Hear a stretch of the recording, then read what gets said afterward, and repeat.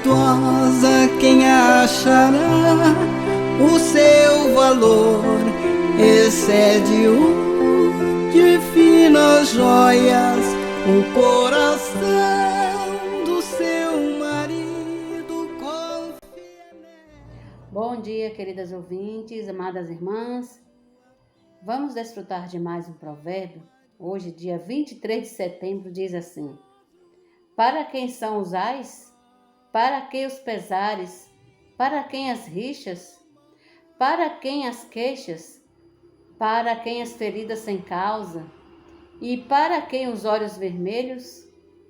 Para os que se demoram em beber vinho, para os que andam buscando bebida misturada. Está em Provérbios, capítulo 23, versículos 29 ao 30. O título de hoje diz assim: alcoolismo. O texto de hoje trata dos problemas causados pela bebida. Os dependentes de bebida alcoólica convivem com os ais, com os pesares, com as rixas, queixas, com as feridas sem causa e estão sempre de olhos vermelhos. Eles sequer podem olhar para a garrafa, pois não resistirão o seu brilho no copo e logo a bebida estará escoando para dentro do seu corpo, e ao cabo o que ingeriram os morderá como cobra e picará como o basilisco. O texto continua: os teus olhos verão coisas espirituais, teu coração falará perversidades, serás como o que se deita no meio do mar e como o que se deita no alto do mastro e dirás: espancaram-me e não me doeu, bateram-me e não senti. Quando despertarei, então tornarei a beber. O alcoolismo é um vício muito difícil de se sair dele, portanto devemos fazer de tudo para não cair nele e ajudar outros a não entrar nessa armadilha. Em lugar de nos embriagarmos com vinho, podemos nos encher do Espírito. Efésios capítulo 5, versículo 18. Porque o reino de Deus não é comida nem bebida, mas justiça e paz e alegria no Espírito Santo. Romanos capítulo 14, versículo 17. Por hoje é só com os provérbios. Amanhã, se o Senhor permitir, estaremos de volta com mais provérbios, palavras de sabedoria. Alimento diário. Série Vida e Edificação. Autoria Pedro Dong. Leitura Márcia Girlânia. Levantar antes de qualquer outra coisa.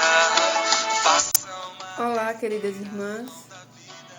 Vamos ler terça-feira, semana 1, leitura do alimento diário. Leitura bíblica, Romanos 4, do 1 ao 25, Efésios 5, 26. Ler com oração. Santifica-os na verdade, a tua palavra é a verdade. João 17, 17. Título de hoje: a promessa dada a Abraão.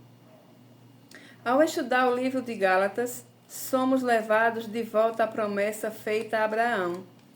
Tomamos também como base o livro de Romanos, especialmente o capítulo 4, que mostra que em meio a uma geração idólatra, que não buscavam o Deus verdadeiro, havia um homem diferente.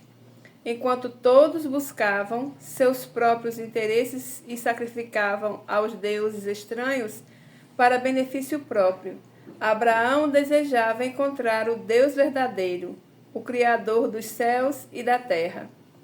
Por causa desse coração buscador, o Deus da glória lhe apareceu. Amém. O mais importante é entender que ao aparecer a Abraão, Deus lhe deu uma promessa. Abraão foi justificado pela fé, creu. Confiou totalmente em Deus e não o buscou por interesse próprio. Entregou-se por completo, disposto a obedecer e para onde Deus o enviasse, e fazer o que ele mandasse. Abraão reconheceu que ele era o Todo-Poderoso capaz de cuidar dele e de sua família. Dessa forma, Deus lhe deu uma promessa: ser herdeiro do mundo. Oh, Senhor Jesus, aquela terra prometida era parte de algo muito maior. Deus queria, por meio de Abraão e de seu descendente, Cristo, levar o homem a herdar toda a terra. A promessa seria cumprida no Senhor Jesus, porém, até que ele viesse, Deus deu a lei para guardar o povo. A lei era provisória, mas, infelizmente, foi transformada em um sistema religioso. O povo deixou de ouvir os profetas e passou a praticar uma religião morta. Já vimos em mensagens anteriores que o homem sempre tenta estabelecer sua própria estrutura. Quando Deus deseja implantar seu governo na terra, o homem resiste, pois já está acomodado. Isso se repetiu na história de Israel. Cristo veio como cumprimento da promessa, mas foi rejeitado e morto. Ainda assim, Deus não desistiu, pois sabia que, a partir de Cristo, surgiria a igreja. Agora é a igreja que tem a responsabilidade de cumprir a vontade de Deus, que é fazer Cristo encabeçar todas as coisas. Todavia, antes disso, precisamos tornarmos-nos à plenitude daquele que a tudo enche. Enquanto pregamos o Evangelho do Reino, conquistando corações para Deus, o próprio Senhor nos santifica por meio de sua palavra. Em nossas reuniões, praticamos a imersão na palavra e desfrutamos dos gritos de guerra que são baseados no falar de Deus. São palavras vivas que precisam ser gravadas em nosso coração. Assim, a verdade é aos poucos depositada em nós. Ao mesmo tempo, essa palavra nos purifica. Como disse Jesus, santifica-os na verdade, a tua palavra é a verdade. João 17:17. O livro de Efésios mostra que Deus santifica a igreja pela lavagem de água por meio da palavra. Isso está em Efésios 5:26. Essa palavra remove os elementos do velho homem e introduz em nós os elementos do novo homem. Assim, somos transformados e santificados até ser santos e irrepreensíveis. Quando tivermos a plenitude de Deus, Ele usará a igreja para fazer Cristo encabeçar todas as coisas, tanto no céu como na terra. Essa é nossa responsabilidade. Mesmo que muitos cristãos estejam alheios a isso, a Bíblia nos mostra o princípio dos vencedores. O Senhor precisa de pessoas vigilantes, despertas, consagradas como Abraão. Devemos entregarmos por completo ao Senhor, para que Ele nos encha até sua plenitude. O estudo do livro de Gálatas nos conduziu ao livro de Gênesis, que nos direcionou a Abraão. Também vimos sobre Noé, o dilúvio e toda a sequência que leva a Abraão. Portanto, ao chegarmos agora a Gênesis, não se trata de uma mudança radical brusca. É a continuação natural de uma linha que o Espírito vem construindo conosco. Sigamos o fluxo da palavra profética. Amém. Deus deseja que sejamos simples, amemos a palavra e tenhamos um espírito quebrantado, sem nada de que nos orgulhar diante dos homens. Temos a palavra, o Espírito Santo e o poder de Deus. O poder não vem do homem, mas de Deus.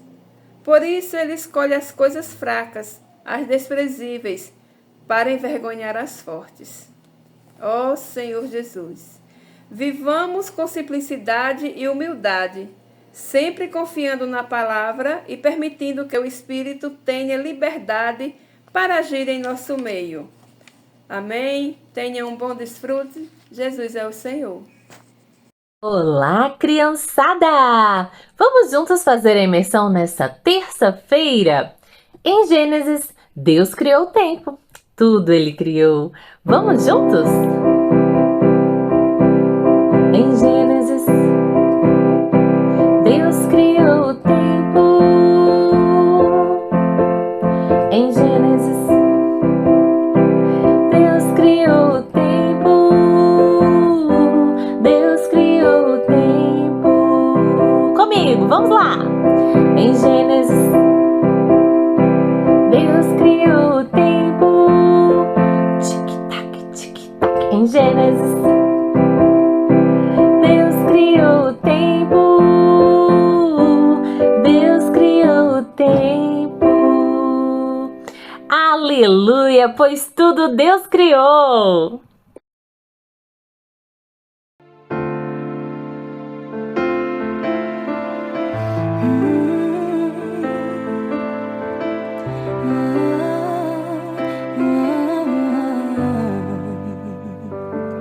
Tua sã palavra chove sobre mim e meu coração se abre para ti. Bom dia, amadas irmãs, bom dia! Jesus é o Senhor dessa terça-feira. O Senhor nos abençoe nesse dia, né? Abençoe todas as irmãs, os seus familiares, né? Que haja muita harmonia no seu lar aí. Que o Senhor esteja trazendo muita saúde para vocês. Esse é o desejo do nosso coração aqui. Recebo um grande abraço de toda a equipe do programa Mães Amorosas para você, viu, queridas? Hoje nós vamos continuar lendo Isaías, e ontem nós vimos o rei Ezequias mostrando tudo que tinha no seu palácio, né? E sendo alertado aí pelo Senhor, você vai perder tudo que você exibiu aí, né?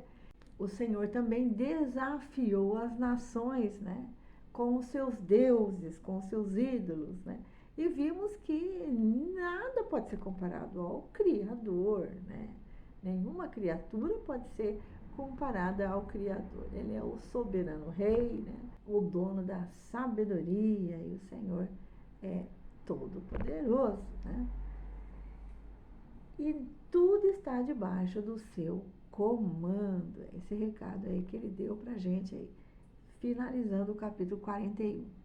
E hoje nós vamos falar sobre o servo do Senhor. A partir do capítulo 40, já começa a falar de Jesus Cristo como o descendente, né, da mulher, como o Messias, o libertador de Israel.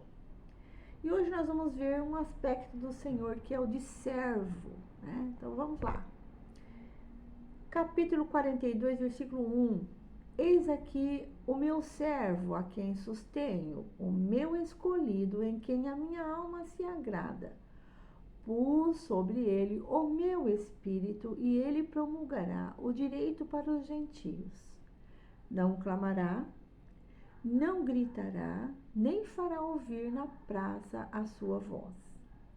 Não esmagará a cana quebrada, nem apagará o pavio que fumega. Com fidelidade promulgará o direito.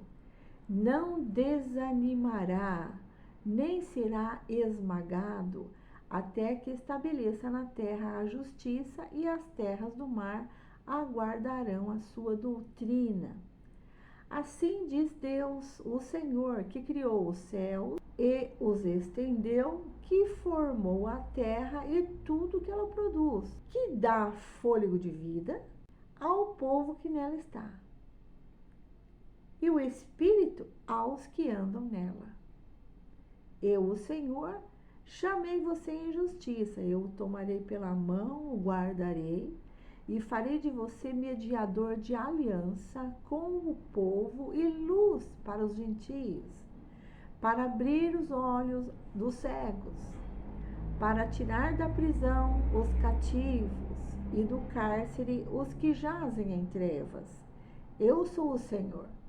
Este é o meu nome. Não darei a mais ninguém a minha glória, nem a minha honra, às imagens de escultura. Eis que as primeiras predições já se cumpriram. E agora eu lhes anuncio coisas novas, e antes que se cumpram, eu as revelo a vocês. O Senhor traz boas novas, né? Uma pregação do evangelho aqui, né? Virá o Messias, virá o libertador. Eu estou anunciando coisas novas a vocês, e antes que se cumpram, eu já estou te avisando que isso vai acontecer, né? Por isso, o livro de Isaías é muito mencionado no Novo Testamento, porque muitas profecias sobre Jesus Cristo, né? O ministério de Jesus é cumprir as profecias do Velho Testamento, né?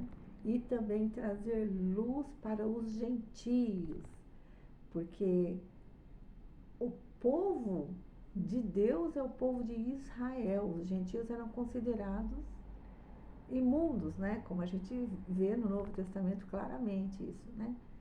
Mas o Senhor viria tanto para os judeus, para cumprir, né, essa promessa que ele faz aqui de libertar o seu povo do cativeiro, né? E também vem para os gentios, né? Ele vem para todos os povos, né? Para salvar a todos. Cântico de louvor pela salvação do povo, versículo 10. Cantem ao Senhor um cântico novo, que ele seja louvado desde os confins da terra pelos que navegam no mar, por todas as criaturas que vivem nele, e pelas terras do mar e os seus moradores.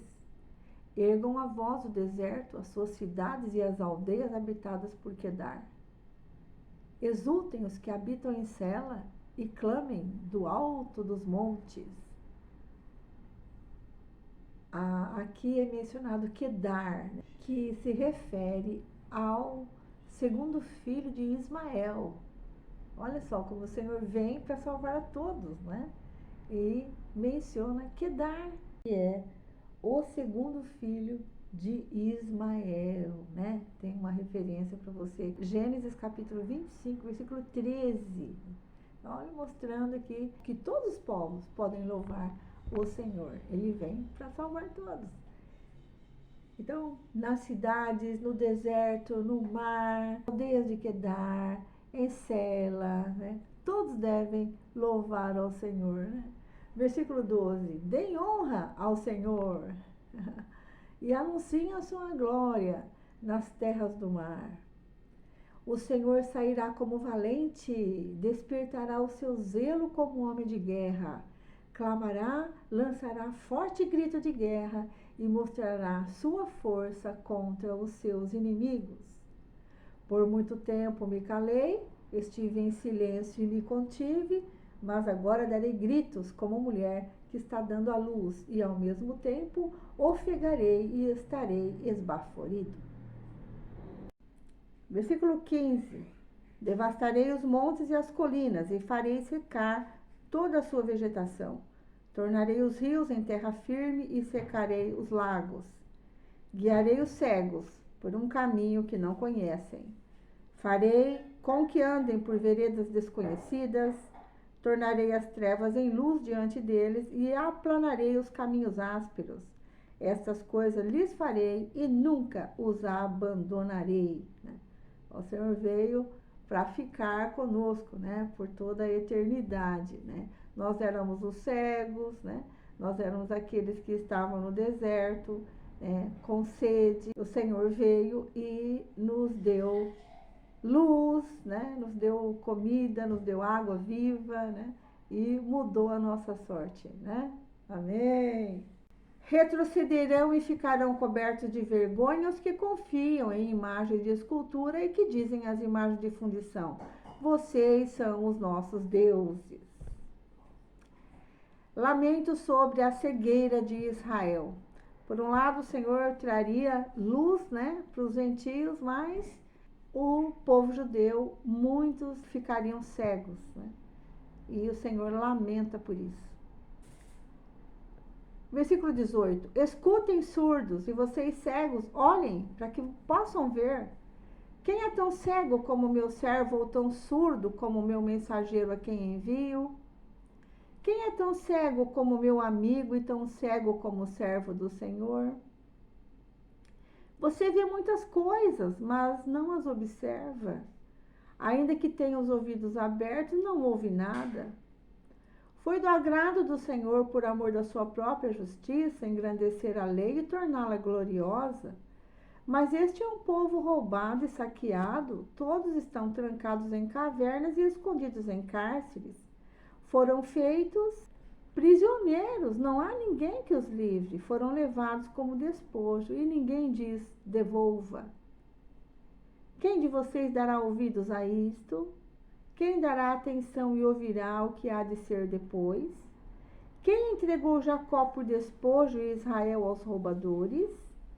Por acaso não foi o Senhor, aquele contra quem pecaram e nos caminhos do qual não queriam andar, não dando ouvidos à sua lei? Por isso derramou sobre eles o furor da sua ira, a violência da guerra. Ateou fogo em tudo que estava em volta deles, mas eles não entenderam. Ele os queimou, mas eles não fizeram caso. Então, o Senhor mostrando o lado de Israel, né? Jesus tentou mostrar ao povo de Israel que ele era o Messias, né? E o próprio João Batista também, e os apóstolos, né? Pedro, depois Paulo, né? Todos tentaram mostrar para Israel que Jesus era o Messias, mas de todas as maneiras que eles tentaram, muitos não creram, né? Embora o Senhor salvou também muitos do povo judeu, mas a maioria não creu, né, na pregação e não aceitou Jesus como o Messias. Só Deus resgata Israel, capítulo 43, versículo 1. Mas agora sim diz o Senhor, que o criou a Jacó e que o formou a Israel: não tenha medo, porque eu o remi. Eu o chamei pelo seu nome, você é meu. Quando você passar pelas águas, eu estarei com você. Quando passar pelos rios, eles não o submergirão. Quando passar pelo fogo, você não se queimará. As chamas não o atingirão, porque eu sou o Senhor seu Deus, o Santo de Israel, o seu Salvador.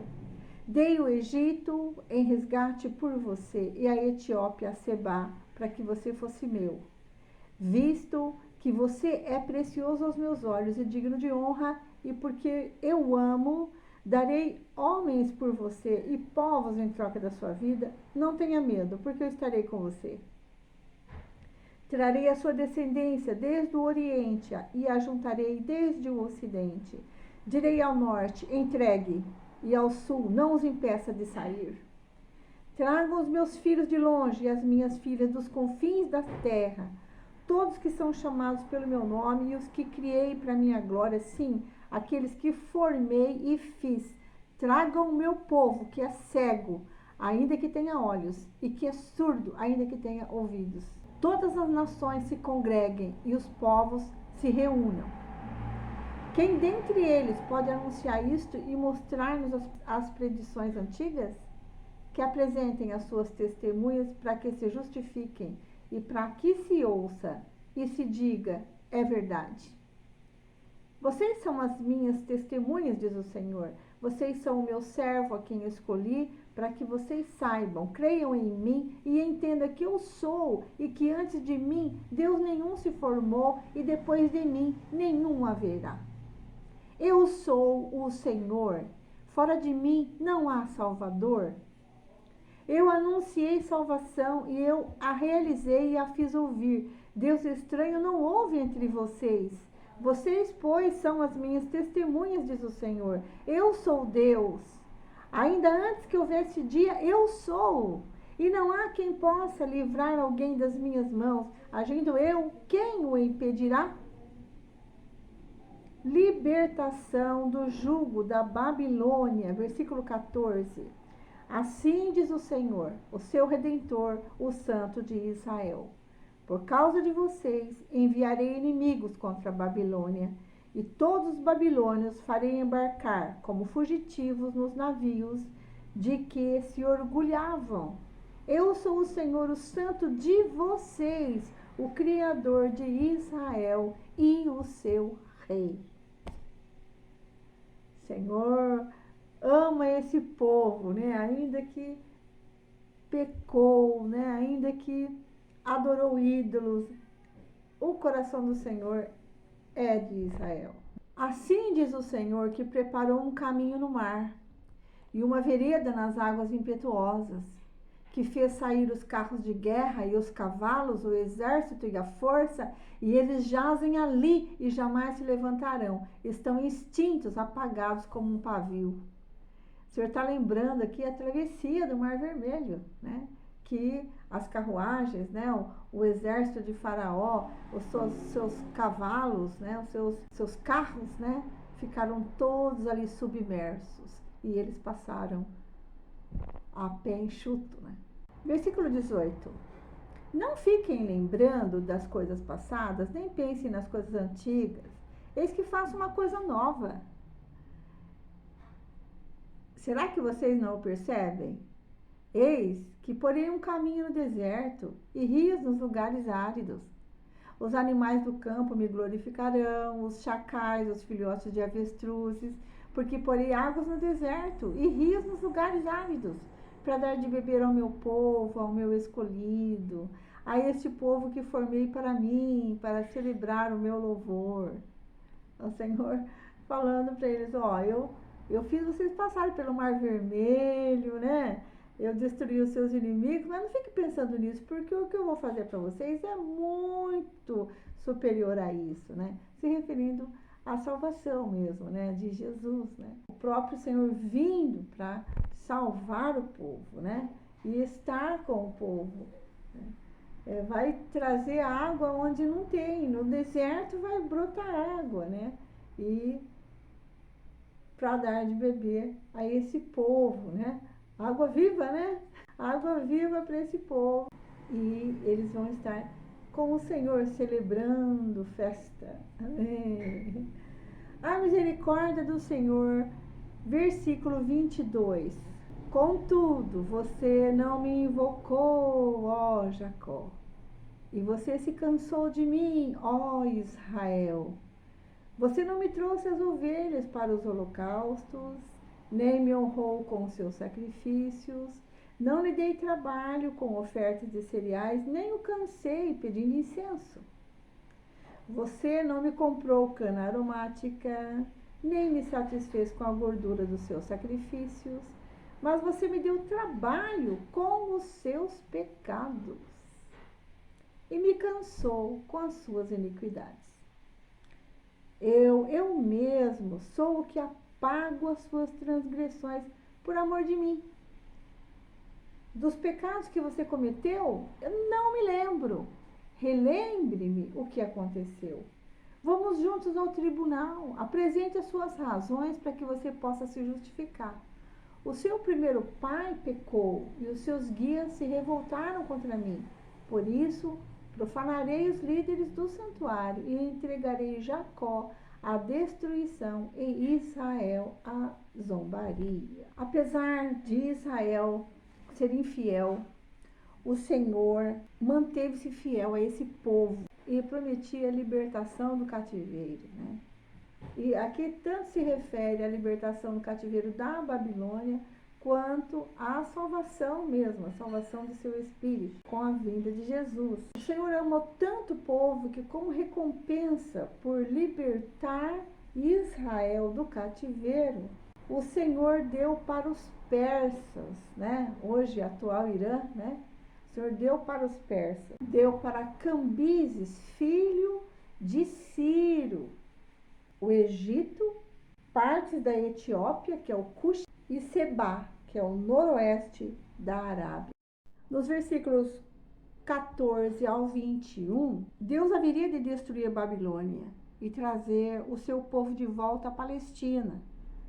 Algo novo que, quando comparado à maioria das maravilhas da história de Israel, faria com que o que ele fez até aqui seria insignificante, né? Senhor apagando os seus pecados. Aqui nós vemos o sangue de Cristo, né? Que purifica-nos de todo o pecado, né? E o Senhor não se lembrará deles, né? O Somente o sangue de Cristo poderia apagar, né, todos os nossos pecados, né? A vinda de Jesus traria salvação, né? Até os pecados hoje são perdoados, por quê? Por causa do sangue de Cristo, né? Porque antes havia a necessidade de holocaustos, de ofertas, né? Para transgressão, para ofertas para os nossos pecados, né? Mas eles não apagavam o pecado, eles cobriam apenas, né? Mas o Messias viria, Jesus viria e ele iria morrer por nós e apagaria todos os nossos pecados e Deus jamais nos lembraria dele. Que grande promessa que o Senhor faz aqui para o povo, e o Senhor cumpriu isso. Não é maravilhoso? O sangue de Cristo não só cobriu, ele tirou todo o pecado, a ponto de Deus não se lembrar deles. Que promessa maravilhosa e que foi cumprida, graças ao Senhor, por Jesus Cristo, nosso Salvador. Amém! Louvado seja o Senhor. Amados, que rico que é a palavra de Deus, né? Nós desfrutamos bastante desses 2 capítulos aqui, um pouco longos, né? Mas estão cheios de vida, né? E que bom a gente ver que a gente viu tudo isso ser cumprido, né? Amém! Graças a Deus. Então, ficamos por aqui. A Armanlene dá continuidade com a leitura bíblica seguindo o roteiro anual. Nós estamos lendo Efésios agora, né? Então, Salmos, Provérbios e Efésios aí com a Armanlene. E até amanhã, se Deus quiser, com mais uma leitura bíblica. Até lá! Bom dia, irmãs. Bom dia, irmã Vera. Continuando com a leitura bíblica, hoje vamos ler os Salmos, capítulo 67, Provérbios, capítulo 23, versículos 29 ao 35 e a carta de Paulo aos Efésios, capítulo 2. Vamos iniciar a leitura com os Salmos, que diz assim: convite para louvar a Deus. Seja Deus gracioso para conosco e nos abençoe e faça resplandecer sobre nós o seu rosto, para que se conheça na terra o seu caminho e em todas as nações a tua salvação. Louvem-te os povos, ó Deus, louvem-te os povos todos.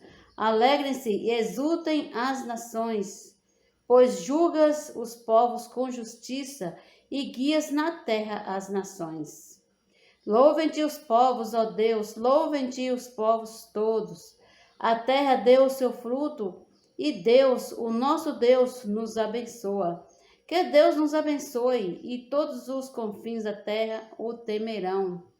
Agora vamos ler os Provérbios, o capítulo 23, versículo 29 ao 35. Para quem são os ais? Para quem são os pesares? Para quem são as rixas? Para quem são as queixas? Para quem são os ferimentos sem motivo? E para quem são os olhos vermelhos? Para os que se demoram em beber vinho, para os que andam buscando bebida misturada. Não olhe para o vinho a quando se mostra vermelho, quando resplandece no copo e desce suavemente, pois no fim morderá como a cobra e picará como a víbora. Os seus olhos verão coisas esquisitas e o seu coração o levará a dizer coisas perversas. Você será como o que se deita no meio do mar e como o que se deita no alto do mastro do navio. Você dirá: fui espancado, mas não doeu. Bateram em mim, mas eu não senti nada. Quando eu vou despertar? Então voltarei a beber. Então, continuando com a leitura, vamos ler a carta de Paulo aos Efésios, capítulo 2. Do pecado para a salvação pela graça. Versículo 1.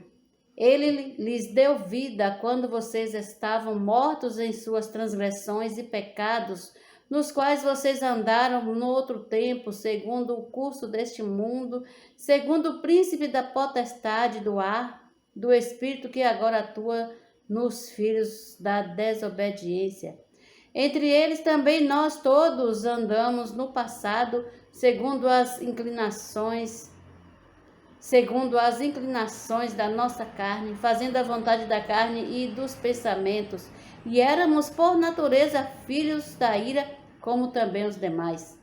Mas Deus, sendo rico em misericórdia, por causa do grande amor com que nos amou, e estando nós mortos em nossas transgressões, nos deu vida juntamente com Cristo. Pela graça vocês são salvos.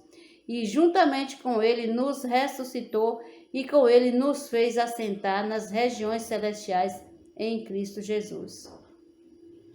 Deus fez isso para mostrar nos tempos vindouros a suprema riqueza da sua graça em bondade para conosco em Cristo Jesus. Porque pela graça vocês são salvos mediante a fé. E isto não vem de vocês, é dom de Deus, não de obras, mas que ninguém se glorie. Pois somos feitura dele, criados em Cristo Jesus para boas obras, as quais Deus de antemão preparou para que andássemos nelas. Versículo 11. Portanto, lembre-se de que no passado vocês eram gentios na carne, chamados incircuncisão por aqueles que se intitulam circuncisão, que é feita na carne por mãos humanas. Naquele tempo vocês estavam sem Cristo, separados da comunidade de Israel e estranhos às alianças da promessa, não tendo esperança e sem Deus no mundo. Mas agora em Cristo Jesus, vocês que antes estavam longe, foram aproximados pelo sangue de Cristo, porque Ele é a nossa paz. De dois povos Ele fez um só, e na sua carne derrubou a parede de separação que estava no meio, a inimizade. E Cristo aboliu a lei dos mandamentos na forma de ordenanças para que dos dois criasse em si mesmo uma nova humanidade, fazendo a paz e reconciliasse ambos em um só corpo com Deus por meio da cruz, destruindo a inimizade por meio dela. E quando veio, Cristo evangelizou paz a vocês que estavam longe e paz também aos que estavam perto, porque por meio dele ambos temos acesso ao Pai em um só Espírito. Assim vocês não são mais estrangeiros e peregrinos, mas concidadãos dos santos e membros da família de Deus, edificados sobre o fundamento dos apóstolos e profetas, sendo Ele mesmo, Cristo Jesus, a pedra angular. Nele todo o edifício bem ajustado cresce para ser um santuário dedicado ao Senhor. Nele também vocês estão sendo edificados junto com os outros para serem morada de Deus no Espírito. Graças a Deus. Amém. Até amanhã com mais uma leitura bíblica. Se o Senhor nos permitir, estaremos de volta neste mesmo horário. Bom dia a todas.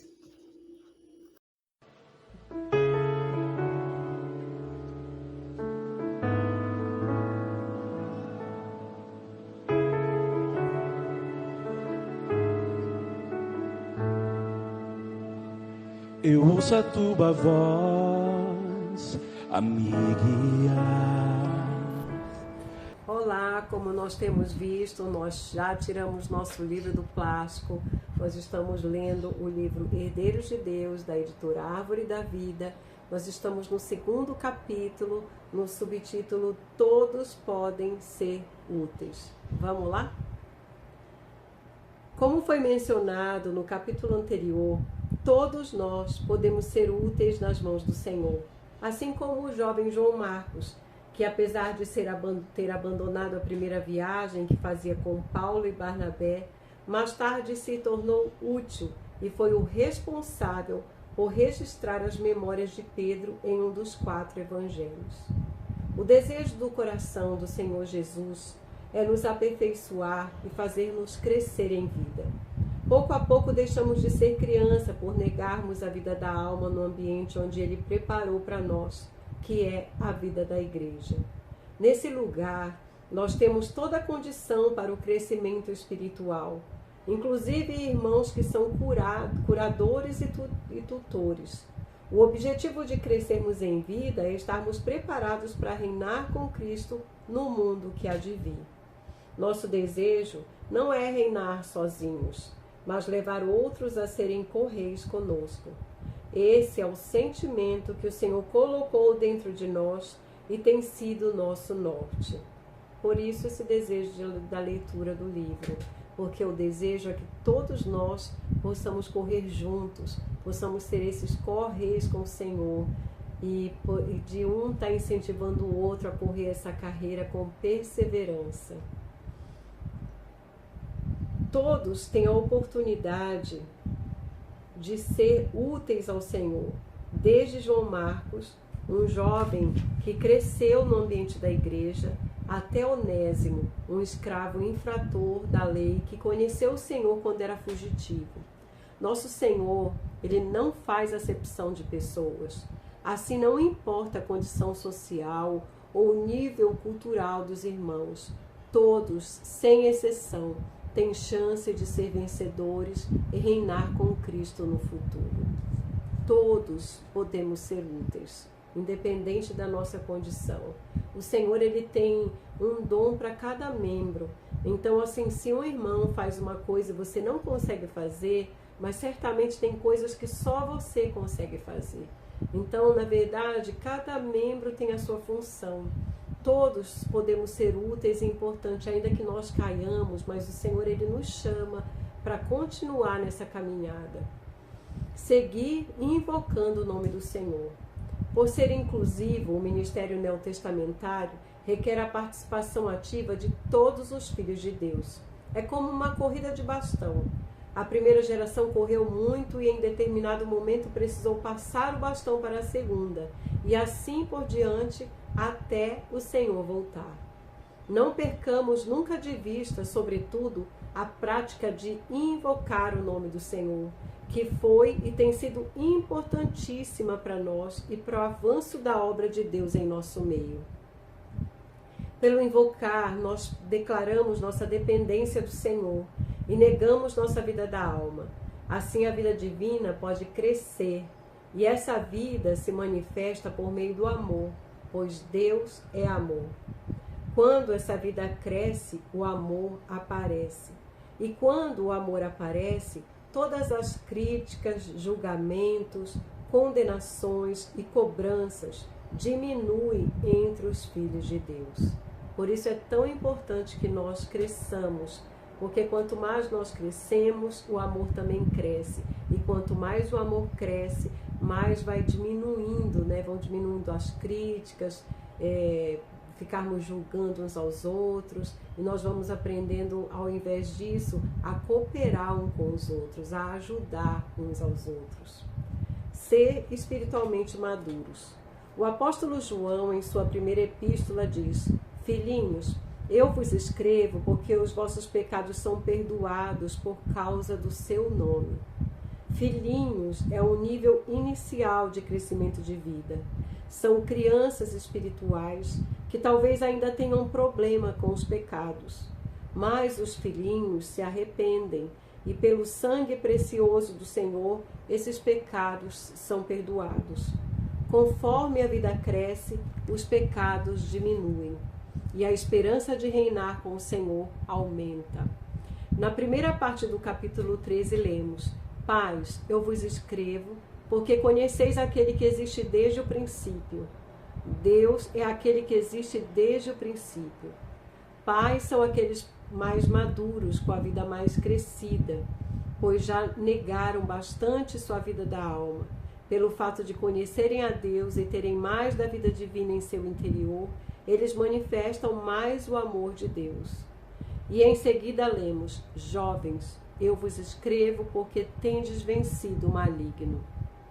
Os jovens representam um estágio intermediário nessa escala de crescimento de vida.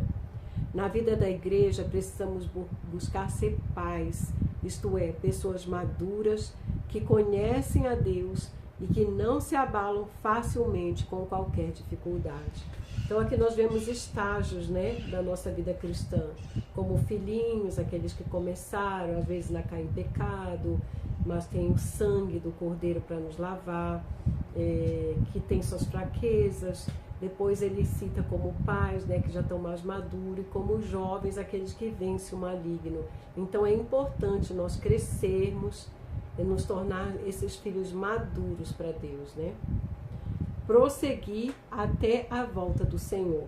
O mero conhecimento da palavra e doutrinas teológicas não nos conduzirão ao objetivo final de Deus. Isso é uma coisa que engana muita gente.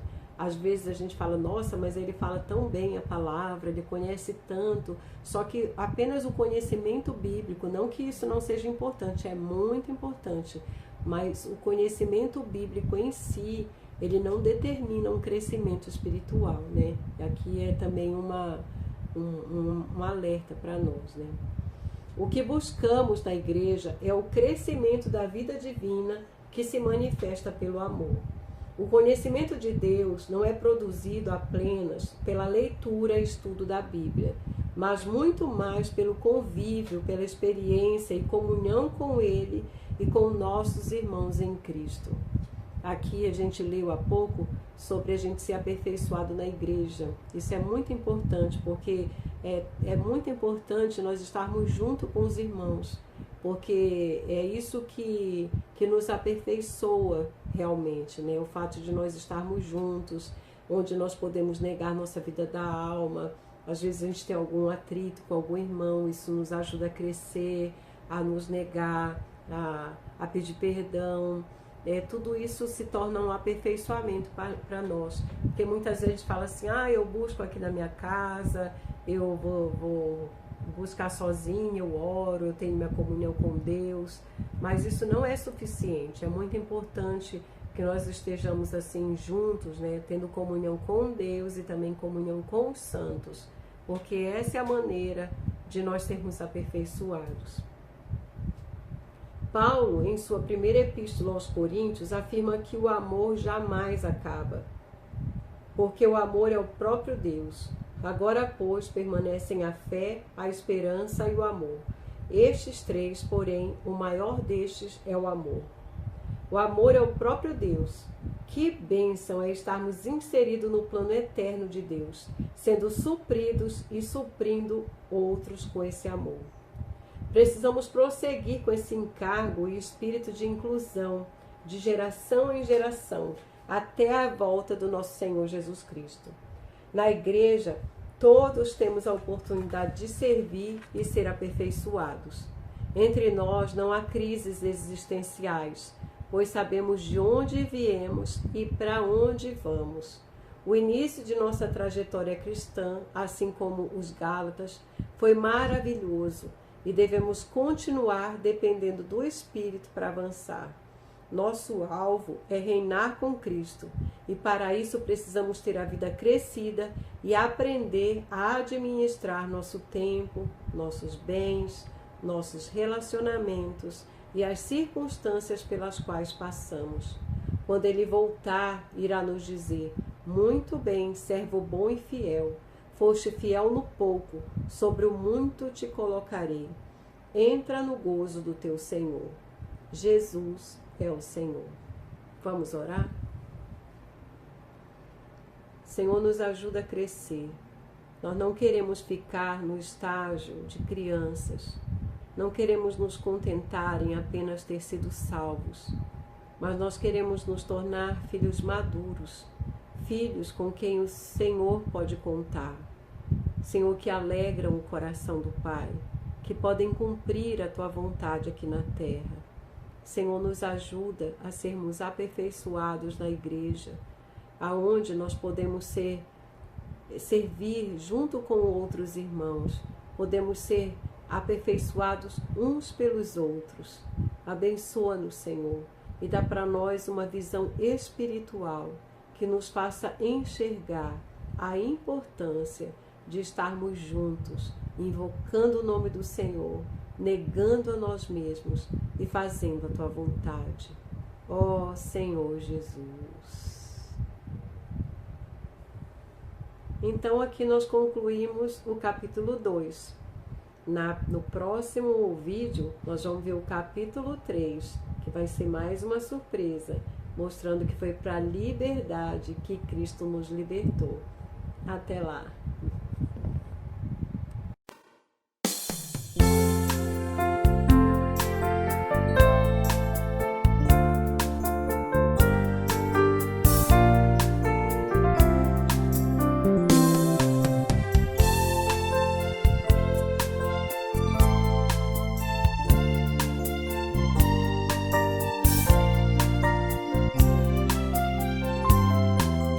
Deus o Pai nos escolheu por nos preconhecer e depois regenerou-nos como em grão mercê. Com o poder divino quis tudo nos conferir, para a vida e a piedade nos conduzir. Não desprezaremos seu chamamento de amor, em nós toda a esperança Deus depositou. Sua vida deu a nós e ela deve crescer, pois na vida da igreja fez-nos viver. Como vamos reagir tendo tal revelação? Deus nos mostrou seu plano eterno e prazer do coração. Buscaremos dia a dia filhos bem maduros ser, tendo a expressão do Senhor Jesus. Nosso corpo um sacrifício, vivo, santo e agradável. Vamos a Deus, pois oferecer.